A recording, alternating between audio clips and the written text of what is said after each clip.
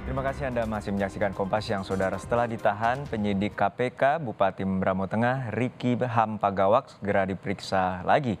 Pemeriksaan untuk mendalami kasus suap yang menjerat Bupati yang telah buron selama 7 bulan. Riki Pagawak terjerat suap sejumlah uang bernilai 24,5 miliar rupiah untuk berbagai proyek pembangunan di Membramo Tengah, Papua. Selain Riki, ada 3 lagi tersangka dalam kasus ini.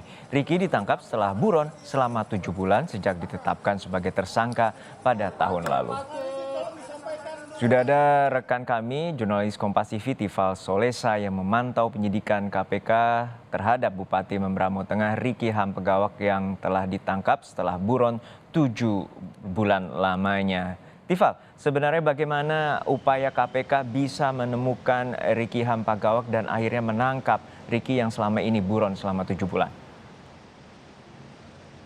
Berawal dari upaya koordinasi yang dilakukan penyidik KPK kepada Kedutaan Besar Republik Indonesia di Papua Nugini dan juga Polda Papua. Saat itu di Tenggarai ada upaya dari tersangka Riki Hampagawak ini untuk melarikan diri dari Indonesia sehubungan dengan statusnya sebagai tersangka dalam kasus gratifikasi atas pengadaan proyek infrastruktur di Kabupaten Mamberamo Tengah, Papua saat itu.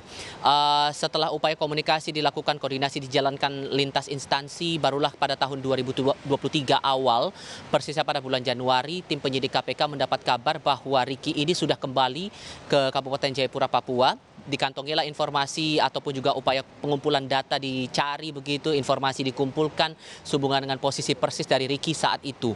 Barulah kemudian diketahui posisi persis dari Riki Hampagawak ini oleh tim penyidik KPK pada tanggal 17 Februari dan upaya penindakan dilakukan oleh tim penyidik dengan datang langsung ke Kabupaten Jayapura, Papua. Saat itu ada upaya penangkapan terhadap Riki di salah satu rumah di Kabupaten Jayapura itu dan dibawalah kemudian Riki ini ke Makobrimob Polda Papua sampai akhirnya kemarin di tanggal 20 Februari ini upaya penangkapan ini dilakukan sampai akhirnya dibawa dari Kabupaten Jayapura menuju ke Gedung Merah Putih KPK di Jakarta. Pemeriksaan dilakukan saat itu sampai pada akhirnya pada malam hari kemarin ditetapkanlah Riki ini dilakukan penahanannya selama 20 hari pertama mulai pada tanggal 20 Februari 2023 hingga nanti 11 Maret 2023. Terakhir kali disampaikan oleh pihak KPK bahwa setelah penahanan terhadap Riki ini dilakukan di Gedung Merah Putih KPK, proses pendalaman masih tetap dilakukan oleh penyidik. Terakhir kali pagi tadi,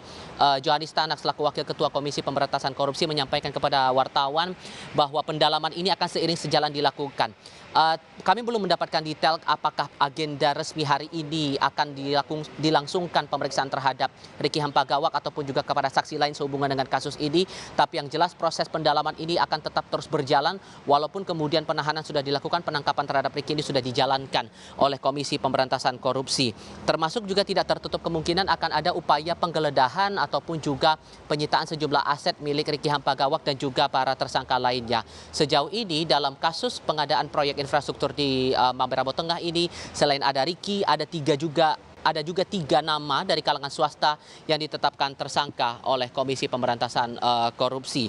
Dan para tersangka ini terutama dalam hal ini Riki Hampagawak dikenakan sejumlah pasal dalam Undang-Undang Tindak Pidana Korupsi, ditambah juga ada dugaan tindak pidana pencucian uang yang dilakukan oleh Riki dalam sejumlah upayanya begitu, sehingga dijerat dengan pasal 3 dan 4 Undang-Undang Pemberantasan dan Pencegahan Tindak Pidana Pencucian Uang dengan pidana atau ancaman pidana maksimalnya adalah kurungan penjara selama 20 tahun dan denda maksimal sebesar 10 miliar rupiah. Juno.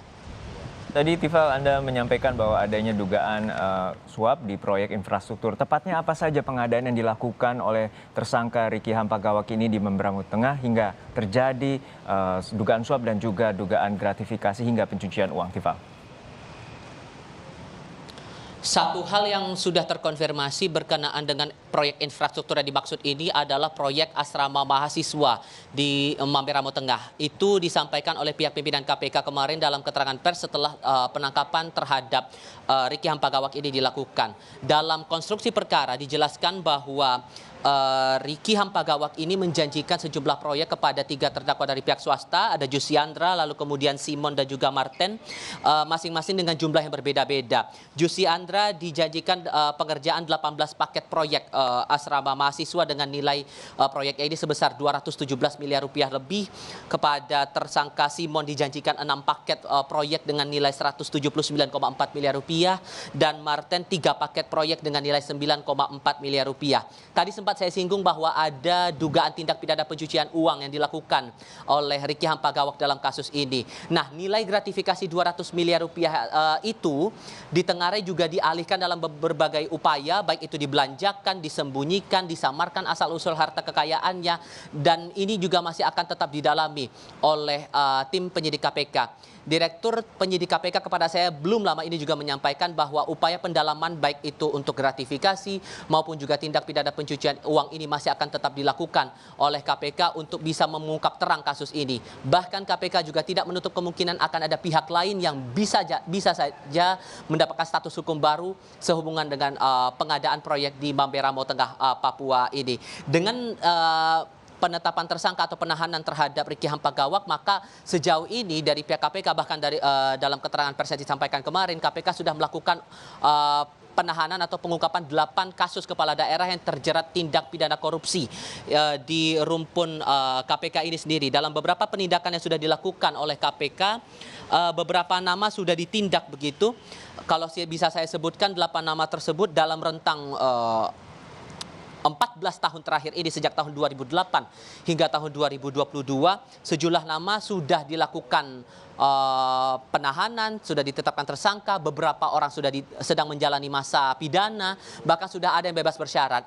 Beberapa nama tersebut Bupati Yapen Daud Soleman Betawi, kemudian Bupati Supiori Julius Fisgerat Warikar, Bupati Bovendigul Yusak Yaluwo, kemudian nama lainnya ada Bupati Biak Numfor Yesaya Sombuk, Gubernur Papua periode 2006-2011 Barnabas Webu, dia sudah berstatus bebas bersyarat begitu.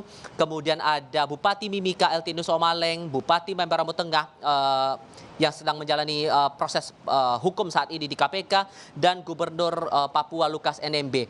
Kalau kita merujuk dari sejumlah nama yang sudah saya sebutkan di awal tadi, kasus-kasus yang menjerat mereka ini berhubungan langsung dengan penggunaan anggaran pendapatan dan belanja daerah atau APBD Papua. Ini yang menjadi fokus perhatian dari KPK bahwa pengusutan kasus ini akan tetap berjalan dan sekali lagi tidak menutup kemungkinan pihak-pihak lain juga akan terlibat dalam kasus ini, dan pendalaman masih akan tetap dijalankan oleh penyidik di Gedung Merah Putih KPK. Juno. Baik, masih menarik untuk dicermati adanya dugaan gratifikasi hingga tindak pidana pencucian uang hingga ratusan miliar rupiah yang melibatkan mantan Bupati Mamberamo Tengah Riki Hampagawak. Terima kasih rekan Tifal Solesa dari Gedung KPK Jakarta.